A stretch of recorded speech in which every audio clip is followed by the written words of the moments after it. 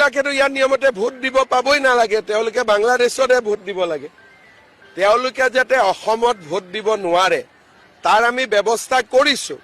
মিয়া যদি বাংলাদেশত যাব লাগে, তাৰ বাপ দাদা 100 বছৰৰ ওপৰৰ পৰা আছে ইয়াত।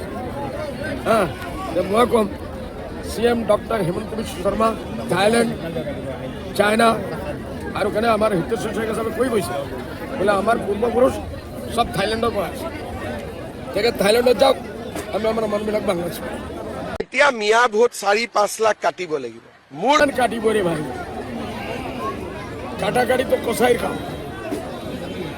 আমি তো এজন ডক্টৰ, তেখেতৰ কাম কাটাকাটি নহয়, মিলামিলি কৰা। মোৰ কাম হৈছে মিয়াক কষ্ট দিয়া। আপোনালোকে ৰাতি মুছল্লাত ৰখি ডক্টৰ হিমন্ত বিশ্ব শৰ্মাৰ কাৰণে হৃদায়তৰ দোৱা কৰক। গতিকে এইটো কংগ্ৰেছে মোক যিমান গালি পাৰে পাৰক। ভোট চুৰি মানে কি? আমি অলপ মিয়াৰ ভোট চুৰি কৰিব খুজিছো।